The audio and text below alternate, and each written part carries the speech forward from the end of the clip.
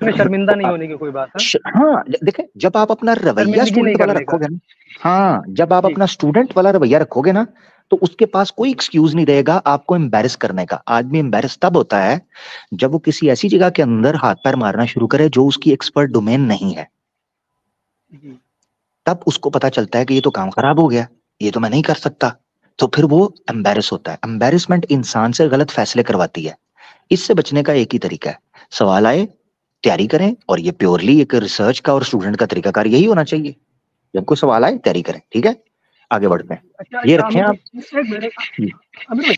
ये अभी आज की मैं बात कर रहा हूँ, मैं रहने वाला तो लखनऊ का हूँ, बट मैं गोवा में काम करता हूँ। तो शाम को एक बंदा आया, वो मुस्लिम का गैर मुस्लिम का वो नहीं पता चला, उसने आकर के सीधे एक बात कही कि आंध्र प्रदेश में कानून पास हुआ है जिसमें जो है 4 शादियां वो मतलब मेरी बात सुने जी पूरी बात जी मेरी बात सुने ना। नहीं, पूरी बात का टाइम नहीं ना, पीछे लोग हैं। ईमान भाई भी सुन लें। आपने एक उसूली क्वेश्चन रखा था, मैंने उसको एड्रेस कर दिया। अब आपके साथ जो भी सिचुएशन होगी आपने इसके मुताबिक चलना है। उसके अलावा मुझे ना बताएं आप कौन सी लोकेशन में है, कहाँ है। बाद में फिर मुझे लोग ईमेल करके कहते हैं प्लीज उसको काट दीजिए, मेरा खतरा है मेरे लिए, इसलिए ना किया करें। चलिए ठीक है। अच्छा, एक किताब मैंने मंगाई, मैं उसके बारे में पूछ सकता हूँ आपसे? जी पूछ लें जल्दी। जी भाई जी, मैं वो सुन रहा था अवध ओझा का, तो उन्होंने काल्की अवतार के बारे में किताब बताई थी कि उसमें जो है पंडित वेद प्रकाश ने ना अपनी सारी किताबों से मिला जुला करके हमारे नबी की सच्चाई उसमें बताई। तो वो मैंने किताब मंगाई है, ठीक है। तो वही मैं पूछ रहा था वो पढ़ना सही है या नहीं सही, क्योंकि मैं आपसे पूछ रहा हूँ, शायद आपको पता होगा। अच्छा, पढ़ें भाई किताब। वेद प्रकाश जी की किताब अच्छी है, अली भाई ने उसके ऊपर पूरा प्रोग्राम किया है। वेद प्रकाश उपाध्याय जी एक बड़ा नाम है, संस्कृत के एक्सपर्ट हैं। पढ़ें किताब, जरूर पढ़ें जी। पढ़ें। अच्छा जी, शुक्रिया। ठीक है भाई, जी भाई, ओके, थैंक यू भाई, वालेकुम सलाम, थैंक यू। मंगवा लिया और फिर पढ़ लीजिए। नहीं, पढ़ें। अच्छे भाई थे, ईमान भाई अच्छे थे, सिंसियर लग रहे थे। मगर यह है कि वो हमारे भाई जो है ना, जज्बात में आके कई दफा डिटेल्स बता देते हैं, ये काम खतरनाक है। ठीक है ना, डिटेल्स नहीं बतानी चाहिए इस तरह। और ठीक है, खैर अल्लाह खैर करे। वो किधर गए जे? वो भी निकल गई, वो द हिंदू निकल गया। मुझे लग रहा है ये द हिंदू वही था, वो रिसर्चर साहब। वो हमारे पास एक आते थे, वो आके कहते थे आमिर साहब रिसर्च कीजिए, रिसर्च, आप रिसर्च नहीं करते। वो बंदा पूछे रिसर्च कोई क्या कुछ चटनी के साथ खाते हैं, और कि कौन सी रिसर्च करें, रिसर्च नहीं करते। अच्छा, जब मैं उसको कहता था ना, अच्छा जी रिसर्चर साहब फिर आपसे सवाल पूछता हूँ, नहीं मुझसे ना पूछिए। वो मुझे कह रहा है रिसर्च कीजिए, और जब आपसे सवाल पूछता हूँ तो कहता है जी मुझसे सवाल मत पूछिए, तो निकल जाए यहाँ से। अच्छा अमर भाई, उस आर्या समाजी का नाम ना बताइएगा जिसने आपको ये सारी इंफॉर्मेशन दी हुई है, कहीं उसके पीछे ना चल पड़े। नहीं, मैंने एक का नाम बताया है, वो तो गटर में बहा दी गई हैं उसकी अस्थियां, इसलिए उसका तो कुछ कर नहीं सकते। जिसका नाम मैंने बताया है पंडित लेखराम, उसके पिछवाड़े के अंदर ना किसी ने छुरियां ठोक दी थी गोरों के जमाने में जी। हाँ, इस्लाम के खिलाफ बड़ा भौंकता था, तो उन्होंने उसकी मोरी के अंदर तीर घुसेड़ दिया उस टाइम के ऊपर। तो फिर उसकी ना चारपाई बिछाकर सारे ववेला करते थे, ओए मार गया साडा पंडित, मार दिया साडा पंडित, मार दिया। तो नहीं सब पुठे पंगे लेने। हाँ, पेट पंगे लगोगे तो फिर छितर भी खाओगे ना। तो कोई नहीं, अली भाई के दोस्त नहीं कोई आया कोई स्टेज पे? अली भाई ने दोस्त कम कर दिए हैं, पता नहीं अब आ ही नहीं रहा इनका कोई दोस्त, क्या करें। इनको कुछ समझाइए कि हाथ थोड़ा रखे ना। मुझे लगता है कुछ ना दर्शन, मेरे ख्याल से दर्शन करवाते हैं स्क्रीन के ऊपर, हो सकता है दोस्त आ जाएं। ईर्ष माया छल कपट आदि भस्म राख कर सब तन जला दी, चरण शरण में भगत सो बोला मेरे मन में वास कर, बना दे भला भी कदापि अहंकार ना, हवि पड़े प्रतापी भरम मने ना, हनि करे तू ही है एका तू ही रचेता, स्वामी विनाशकारियां पे स्वांग रचे जो कभी मचलता मन ना, दान समझ मन माफ करे, आन पट जो कभी विफलता पर वरदान में पत मेरा ताप करे, बोला मेरे भाग जा प्रंग। लो जी, बोला ना साथ जी, सवा पाओ ले जी, प्राण प्रतिष्ठा मैंने कर दी है, अब देखें कोई आता है कि नहीं आता। यार ये अमर भाई किसमें आपने डाल दिया है प्राण? शिवलिंग में। ओहो, वो तो फिर तन्हाई में कुछ करेगा। तन्हाई में क्यों करेगा, ये देखे स्क्रीन के ऊपर, रक्षे के अंदर करेगा।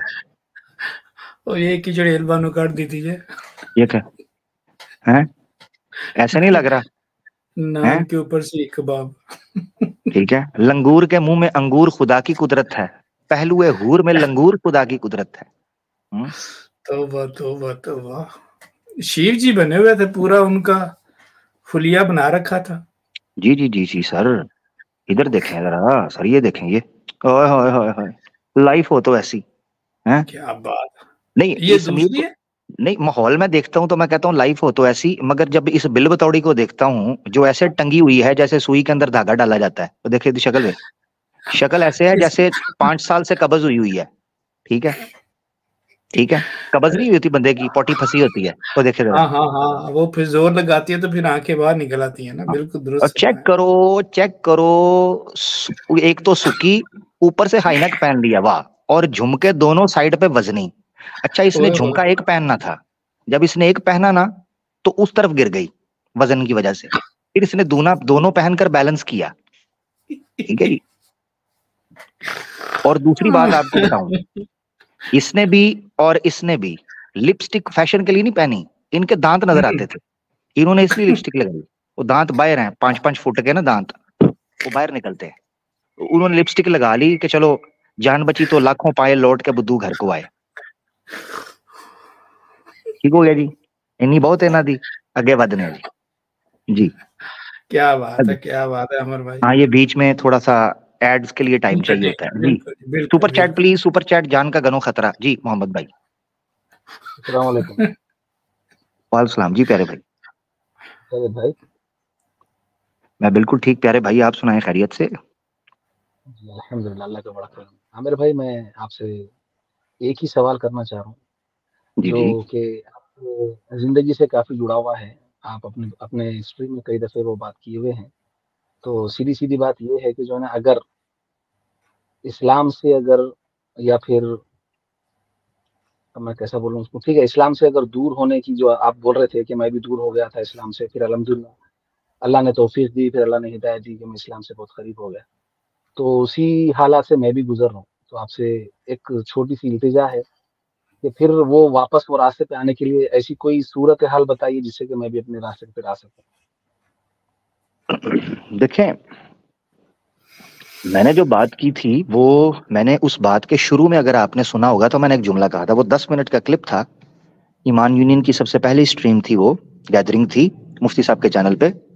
तो उसी 10 मिनट के क्लिप में मैंने स्टार्ट में एक चीज कही थी कि ये मेरा जाती तजर्बा है, इसको जी, दलील के तौर पर यूज ना किया जाए कि नहीं, हर मैं बंदे दलील की के तौर जिंदगी पर में नहीं ले ऐसे ही रहा हूँ। मोड़ आएंगे।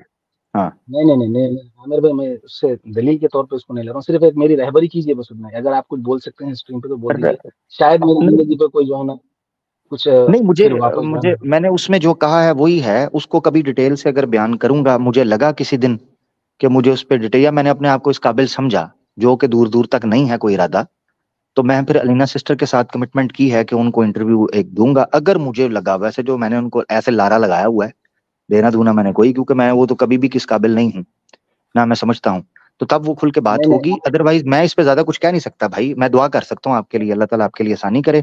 हाँ अलबत्ता कोई नहीं, सवाल वो तो वगैरह परेशान कर रहे हो, कोई चीजें हों, उसमें जरूर हम गाइड करेंगे इंशाल्लाह। सवाल सवाल यही है कि बस ये थोड़ी कुछ चीज़ें थी। ख़ैर मैं उसको जो है ना, मैं अल्हम्दुलिल्लाह अपने आप को थोड़ा बहुत जो है ना मुतमईन हुआ हूँ उस चीज़ों पे, लेकिन फिर भी थोड़ा बहुत कहीं न कहीं एक गुमान है कि जो है ना एक कशमकश लगी हुई है।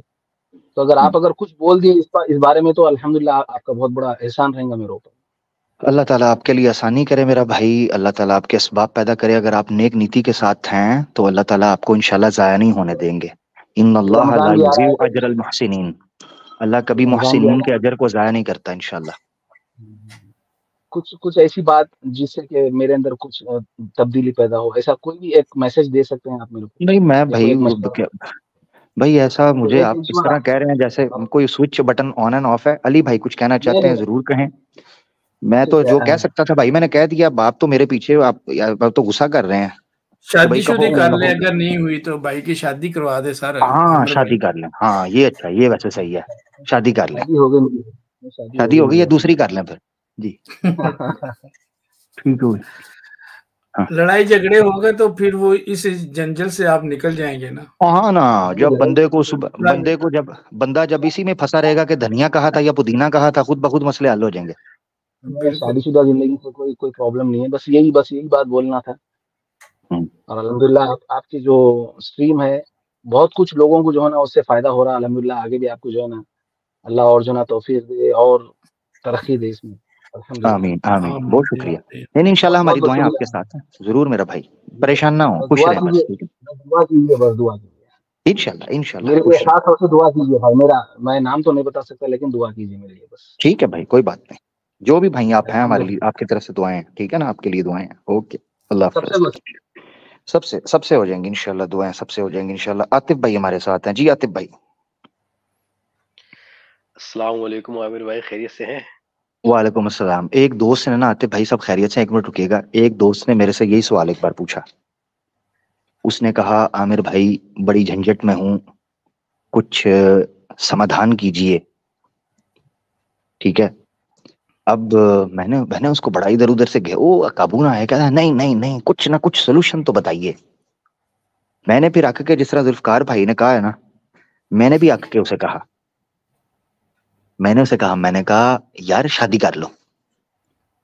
यकीन करो गुस्सा कर गया आगे से, वो होए गुस्सा फुल रंग लाल उसका। वो मैंने कहा ठहर जा, क्या हो गया है? कहता है तू मेरा मसला हल करना चाह रहा है या खराब करना चाह रहा है? मैंने कहा क्यों? कहता है उसी वजह से तो पहले तंग हूं, तू कहता है शादी कर ले। तो मकसद कहने का ये है कि ये कई दफा ना शादी वाला सोल्यूशन बैकफायर भी कर जाता होता है जी। अच्छा जी हातिफ भाई। आमिर भाई दुआ करें रमजान के बाद शादी आपके छोटे भाई की अब वाह शादी की वाह बात निकली वाह, तो मैंने कहा आपको खबर दूं हुए छोटे भाई शादियां कर रहे हैं, कोई तरस नहीं बड़े भाइयों पर। क्या करें क्या करें। ठीक हो गया। एक आपकी तो उधर मुफ्ती माशाल्लाह अब्दुल्ला, शादी हो गई होगी उधर उधर मुफ्ती अब्दुल्ला, वेरी गुड, मेरे पे फ्री का बिल ना फाड़े आतिफ भाई। अच्छा, दूसरा ये है, उधर मुफ्ती अब्दुल्ला मिनहाज साहब ने माशाल्लाह रौनकें लगाई हैं, मैंने उनकी वीडियो देखी, उन्होंने शादी कर ली। अच्छा, मैंने उनसे पूछा, मैंने कहा मुफ्ती अब्दुल्ला मिनहाज साहब, मुफ्ती अब्दुल्ला साहब अगर आप सुन रहे हैं तो माफ कीजिएगा, जरा मैं थोड़ा सा प्यार मोहब्बत वाली बात कर रहा हूँ। मैंने मुफ्ती अब्दुल्ला मिनहाज साहब को कहा, मैंने कहा वाह वाह केले केले। तो कहते हैं आपको पता है मैंने शादी क्यों की है? मैंने कहा क्यों? कहते हैं आप एक बार मुफ्ती यासर साहब के चैनल के ऊपर बड़ा एक लेक्चर दे रहे थे शादी के ऊपर, बस मैं आपसे इंस्पायर होकर शादी कर ली। मैंने कहा वेरी गुड। मैंने कहा अल्लाह सलामत रखे, खुश रहें, सदा सलामत रहें। माशाल्लाह उनके लिए सब भाई दुआ करें। मुफ्ती अब्दुल्ला मिनहाज साहब ने रिसेंटली अभी शादी की है, अल्लाह ताला उनके लिए नेक असबाब पैदा करे, उनके लिए इस दुनिया में और आखिरत में आसानियां पैदा करे, और उनको नेक और साले कुर्रतुल आइन जो है, नेक औलाद आमीन। और हसद का जारिया उनके लिए अता आमीन करे। आमीन। आमीन सुम्मा आमीन। जी जी आतिफ भाई, अब बताएं, शादी तो आपकी होने वाली है, और कोई टेंशन, इसके अलावा कोई टेंशन है तो वो बताएं जी। वो बाद नहीं, में इसके आ अलावा जाएगी। आमिर भाई कोई भी टेंशन नहीं है। माशाल्लाह आप लोगों की स्ट्रीम देखता हूँ, बड़ा मजा आता है सुन के, ईमान ताजा होता है हर बार जब भी आपकी, मुफ्ती साहब की और जितने भी दीगर भाई हैं उन सबकी स्ट्रीम देखता हूँ, बड़ा दिल खुश होता है। बस कोई ठीक ऐसा हो कोई खास सवाल नहीं था, बस एक सवाल ये था आपसे आमिर भाई, मैं सीख रहा हूँ गया। तो ठीक है। मेरे लिए कैसे आसान होगा सीखना? मैं कुरान पढ़ने बैठता हूँ तो बड़ी मुश्किल होती है मुझे पढ़ने में। अल्हम्दुलिल्लाह मैंने पूरा कुरान बचपन में पढ़ा था, बीच में जब थोड़ा सा बुलूगत यार आदमी ये की आहिस्ता होती आहिस्ता है, खुद ही थोड़ा सा ठीक हो जवान जाएगा। होता है। ये जो आप सवाल पूछ रहे हैं ना कि कैसे आसान, ये खुद ही जी आहिस्ता आहिस्ता ठीक होता है। हर चीज को टाइम देना चाहिए। कोई एज बताना चाहेंगे अपनी, अगर आप इजी हैं तो? तकरीबन 24-25 की है। हाँ तो हो जाएगा आगे आहिस्ता आहिस्ता, आप टेंशन न लें। ये जो लेट ट्वेंटीज होता है जी ना मर्दों की, मैं बात आपको बता रहा हूँ, लेट ट्वेंटीज तक मर्दों की हालत प्रोफेशनली या स्पिरिचुअली, मेजोरिटी की बता रहा हूँ, एक्सेप्शनल केसेस होते हैं जो उनकी स्टेबल होती है, अदरवाइज लेट ट्वेंटीज तक फाइनेंशियली, प्रोफेशनली, स्पिरिचुअली हालत दिगरगू ऐसे होते हैं जैसे तिनका है, ठोकर आती है उधर जाते हैं, ठोकर आती है इधर आते हैं। ये 27-28 साल तक नौजवानों के अंदर ये कैफियत रहती है। हाँ, जब वो 30 के अंदर कदम रखते हैं और 30 से आगे जाता है, फिर उनको महसूस होता है जिंदगी रुक रही है, अब जिंदगी ठहर रही है। फिर उनको फील होना शुरू होता है कि अब उनको फील होना शुरू हो जाता है अब हमारी वर्थ और वैल्यू भी है। ठीक है ना? अच्छा, जो मैं फैसला लेता हूं ना उसका असर होता है, तो फिर वो ठहर जाते हैं। इससे पहले की जो लड़कों की जिंदगी होती है ना, उनमें ये होता है। लड़कियों के अंदर ये मामला और तरीके से डेवलप होते हैं। मैं मर्दों की बात आपको कह रहा हूँ। तो अगर कोई नौजवान इस वक्त मुझे सुन रहे हैं ना, जो अर्ली 20s में है, यानी टीनेज क्रॉस करके 20 में जंप इन कर चुके हैं, और जो 30 के करीब हैं, वो टेंशन ना लें। अगर वो स्ट्रगल कर रहे हैं ना अपने प्रोफेशन में, अपने लाइफ में, डिसीजन में, कैरियर ओरिएंटेड होने में, कि कैरियर कहाँ से किधर किधर जाए, तो ये नेचुरल चीज है। इसी तरह ही सब नौजवान गुजरते हैं, तो परेशान नहीं होना। अमर भाई, मैं आपकी बात बहुत ध्यान से सुन रहा हूँ, मैं नहीं टेंशन लूंगा, सही फरमा रहे हैं आप। हाँ हाँ हाँ बिल्कुल। अगर आप 20s के अंदर आते हैं तो मैं तो भी आलम अरवा में हूँ जी। ठीक हो गया जी आतिफ भाई। जी आमिर भाई, बस यही कहना चाहता हूँ कि मैं भी सीखना चाहता हूँ, मतलब अपने दीन को, अपने जो भी है। आप जिस तरह से बात करते हैं, आप लोगों का बात करने का तरीका माशाल्लाह ऐसा है कि सामने वाला मुतमईन हो जाता है, अगर सीखने की नीयत से आए। अगर तो उसका आना ऐसा है कि वो बस लड़ाई झगड़ा, मतलब एक आर्ग्यूमेंट करने आ रहा है, बहस मुआसा, तो वो खैर कुछ नहीं लेके जाता है। मगर मैंने देखा है अक्सर नहीं लेके जाता है आमिर भाई आतिफ भाई इस वक्त ऑलराउंडर हैं। वो फिर आमिर भाई के कुछ हथियार, बम, गोले होते हैं जो उसके ऊपर फिर वो कभी आता नहीं है। अभी एक आया था श्याणापति, मुझसे टीटो पार्टी ना करो, जो पूछ रहा हूँ वो बताओ। वो बखरा अक्षय, वो कुमार था, वो कुमार था, वो कुमार था, वो अक्षय कुमार बन रहा था, खतरों का खिलाड़ी। जी चलें, बहुत शुक्रिया आतिफ भाई, अपना ख्याल रखें, आगे बढ़ते हैं। Thank you, best of luck, best of luck, अल्लाह हाफिज़, अल्लाह। आतिफ भाई दोस्तों हमारे साथ थे, बड़ी मजे की बात चल रही थी। जुल्फकार भाई, अली भाई कुछ कहना चाहें? अली भाई खामोश हैं, शादी का टॉपिक था, अली भाई खामोश है, मुझे लग रहा है ये खतरे को शायद महसूस कर रहे हैं जी। खामोश क्यों है? भाई मैं बड़ा इजी हूँ, मुझे किसी का डर कोई नहीं, ना डोई का, ना चमचे का, ना हील वाली चप्पल का, मैं रिलैक्स हूँ, अपनी अपनी खैर मनाएं जी। ठीक हो गया, ठीक हो गया, माशाल्लाह, बड़ी जबरदस्त गपशप चल रही है, तो मैं एंजॉय कर रहा हूँ आमिर भाई आपकी गपशप को, माशाल्लाह, कंटिन्यू रखें। थैंक यू अली भाई, सलामत रहें हमारे साथ। में कोई जी जी बीच में कोई अमर भाई कोई आ जाए तो ले लीजिए थोड़ी जी जी मैं देख रहा हूँ, अगर कोई सनातनी भाई ज्वाइन करेंगे तो हम उनको बीच में ले लेंगे, अदरवाइज फिर मुसलमानों के साथ हम, हमारे पास करीबन इस वक्त 40 मिनट बाकी रह गए इंशाल्लाह मेरे एस्टिमेट के मुताबिक, तो कोशिश करेंगे कि ज्यादा से ज्यादा लोगों को ले ले। एक्सेप्शन होगी, अगर कोई नॉन मुस्लिम आ जाता है तो फिर उसको हम एक्सेप्शन ले लेंगे जी। एड भाई, एड, अस्सलाम वालेकुम। वालेकुम सलाम जी भाई, वेलकम जी आमिर भाई, मेरा आपसे एक सवाल था। कुछ दिन पहले मैंने आपकी स्ट्रीम देखी थी जिसमें आपने कहा था कि आपने अगले बंदे को ये कहा था साबित करने के लिए, जो अल्लाह ताला ने मूसा अलैहिस्सलाम से कलाम किया था वो उनकी अपनी आवाज थी, तो मुझे इसको लेके वजाहत चाहिए थी। नहीं, वो उसके लिए खास था, जब वो आ जाएगा ना बात करने, उसके लिए है। देखिए मैं आपको एक चीज बताता हूँ, जो डिबेटिंग टेक्निक है ना, उसके अंदर कुछ चीजें ऐसी होती हैं जिसको आपने उसी पोजीशन, उसी कॉन्टेक्स्ट के अंदर समझना, वो बात क्या की गई है। मुझे पता था मैंने क्या बात की है, मगर जब डिबेट हो रही होती है ना किसी के साथ, उसके अंदर बहुत सी चीजें सार्केस्टिकली कही जाती हैं, बहुत सी चीजें इसलिए कही जाती हैं कि जो चीजें अगले को, डिबेट एक डॉज का नाम है, डॉज का मतलब हमेशा हर जगह पर नेगेटिव नहीं होता, यानी बुरा नहीं होता, क्योंकि आप एज अ प्लेयर है।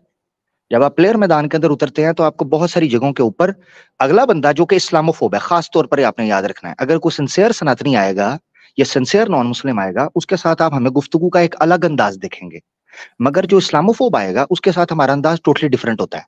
उसको बाज़ औक़ात ऐसी सूरत के अंदर इस तरह का डॉज देना होता है जिससे उसको समझ ना आए कि उसके साथ क्या हुआ है, बेसिकली ये मकसद होता है।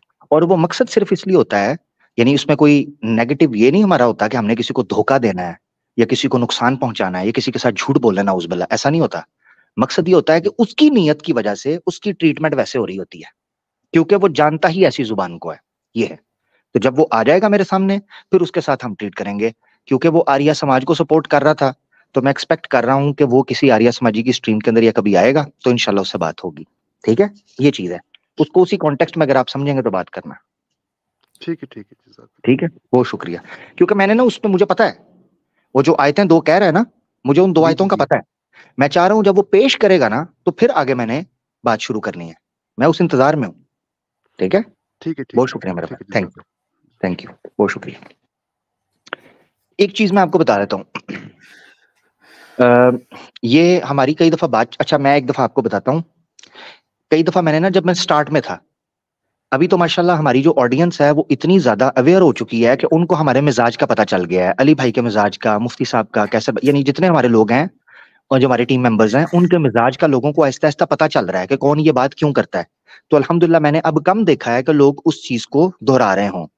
अदरवाइज मुझे याद है जब मैंने स्टार्ट के अंदर convince me to become ex Muslim वाला जो सीरीज शुरू की है ना, ये मैं उस वक्त की बात बता रहा हूँ, convince me to become ex Muslim.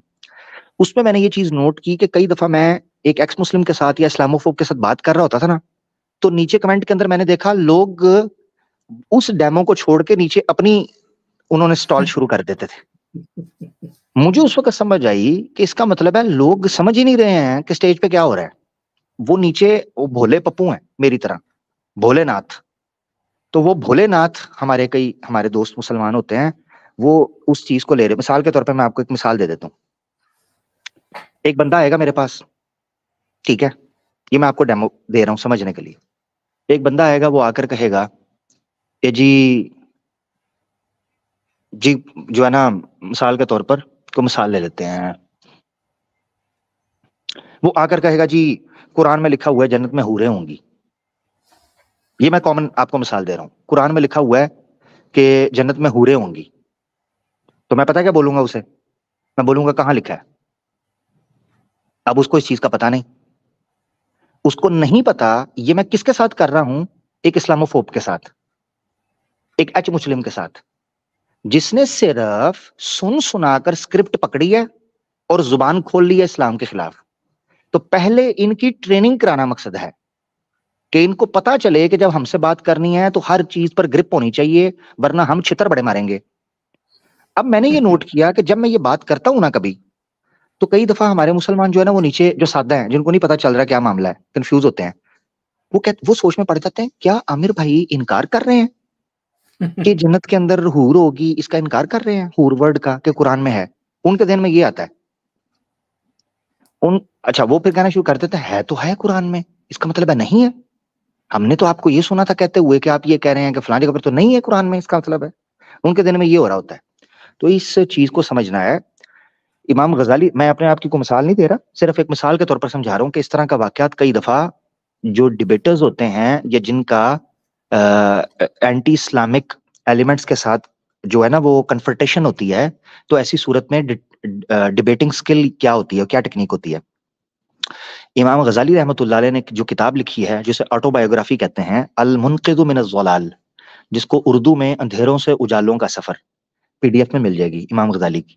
उसमें वो अपनी किताबों का इंट्रोडक्शन करवाते हुए, अपनी बुक्स का इंट्रोडक्शन करवाते हुए कहते हैं कि कितनी ही ऐसी किताबें हैं जो आम मुसलमानों के लिए नहीं हैं, वो एक्सपर्ट्स के लिए हैं, खवास के लिए हैं।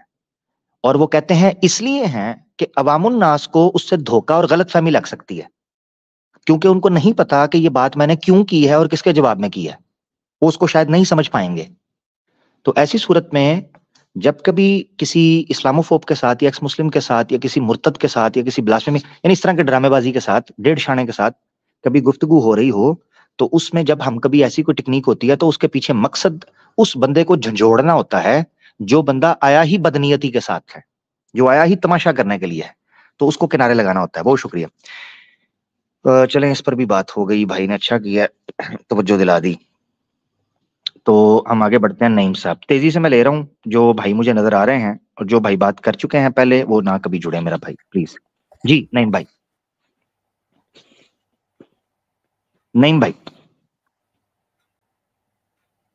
नईम भाई। अस्सलाम वालेकुम। वालेकुम सलाम। जी भाई। आमिर भाई क्या हाल है? ठीक है, अल्लाह का शुक्र। जी प्यारे भाई।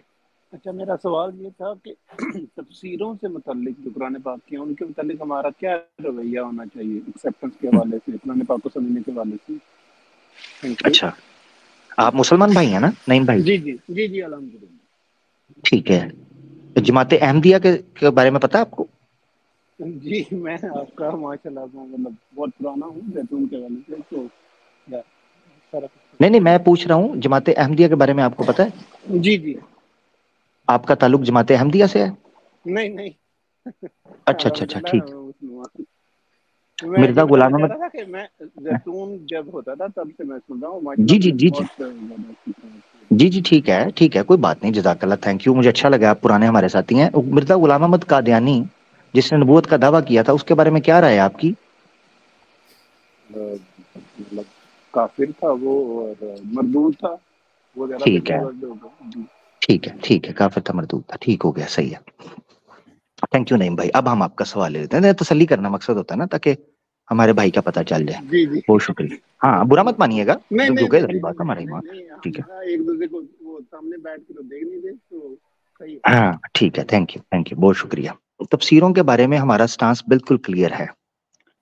तफसीरों के बारे में जो तफसीर कुरान और सुन्ना से मुताबिकत रखे और जिस तफसीर की सनद मरफूअन या इवन मौकूफन सही सनद के साथ मौजूद हो। मौकूफन, या मौकूफ का मतलब है यहां पर जब बोल रहे हैं किसी सहाबी ने कुरान की तफसीर पेश की हो और वो नबी पाक सल्लल्लाहु अलैहि वसल्लम से मरफूअन बयान कर रहे हैं, तब भी।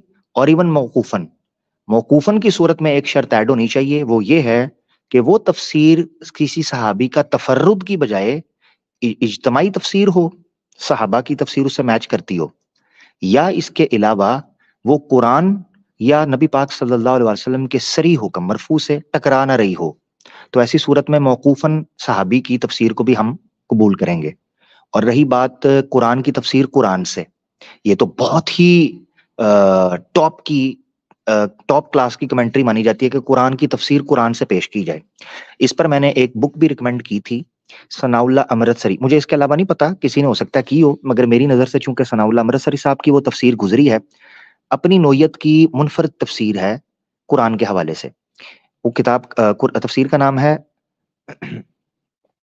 तफसीरुल कुरान बि कलामिर रहमान।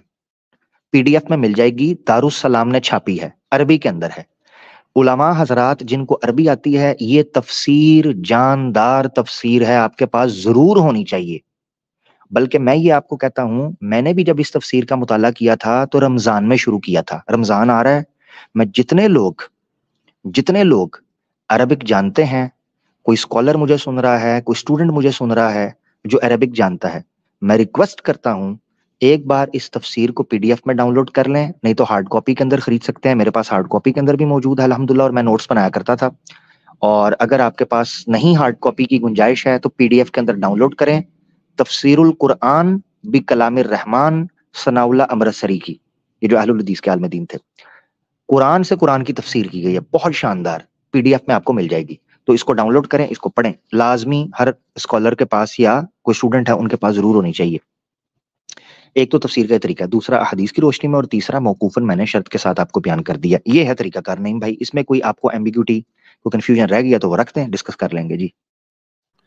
आमिर भाई, मैंने सवाल इस वजह से पूछा था, ये वैसे तो मतलब मैंने तो बहुत हम हमारे पास बेसिकली मैं डॉक्टर हूँ, मेडिकल स्टूडेंट के हवाले से भी एक ज़माने में बहुत टाइम होता था, तो कोशिश की बहुत दफ़ा मदूदी साहब को पढ़ने की या इब्न कसीर एक्चुअली उर्दू में पढ़ने की, लेकिन मतलब क्या लेके थोड़ा बंदा शुरू करता है और उसके बाद रुक जाता था सिस्टम ना। मेरा सवाल इस वजह से था ये कि गामदी साहब हो गए, ये मिर्ज़ा साहब हो गए। मिर्ज़ा साहब ने माशाल्लाह अभी ये जो 65 की नंबर 4 है उसका अपना आपने दिखाया था, उन्होंने खुद ही चेंज कर दिया अपना स्टांस ना, उसके हवाले से जो तफसीर उन्होंने की थी।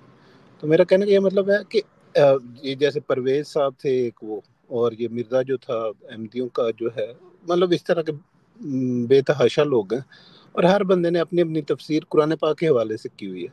तो मेरे कहने का ये मतलब है कि क्या उनको ये अरबिक के जो माँ नहीं होते हैं उनसे इनको ये जवाब मिलता है इस तरह के तर्जुमे करने का, या ये खुद साख्ता होते हैं? Thank you. देखिए, मैं एक चीज, मैंने उसूली बात आपके सामने रख दी है।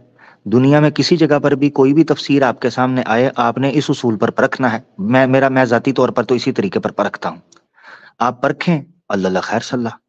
ठीक है, लो जी, नीचे लिंक भी आ गया है, तफसीर, हाँ, तफसीरुल कुरान बि कलामिर रहमान सनाउल्लाह अमृतसरी, बिल्कुल, थैंक यू, जज़ाक। अच्छा, तो नहीं भाई, ये उसूल है। अब कोई भी तफसीर करे, कोई इधर करे, कोई उधर करे, कैसे भी करे, उसको परखने का तरीका है कि आपने ये याद रखना है, कुछ लोग हैं वो तफसीर को तफसीर बिल लुगा करते हैं, कुछ लोग हैं वो तफसीर बिल मासूर करते हैं, कुछ लोग हैं वो तफसीरुल कुरान भी तफसीरुल कुरान करते हैं, कुछ लोग हैं वो तफसीर बिल राय करते हैं। ये मुख्तलिफ किस्म की तफासीर हैं, इनमें से कैटेगराइज हैं, मगर जो सबसे बेहतरीन तफसीर है वो तफसीर बिल कुरान है, और तफसीर भी सुनना है, यानी सुन्नत की रोशनी में और कुरान की खुद की रोशनी में उस टेक्स्ट को समझा जाए और परखा जाए। ये है बुनियादी तरीका।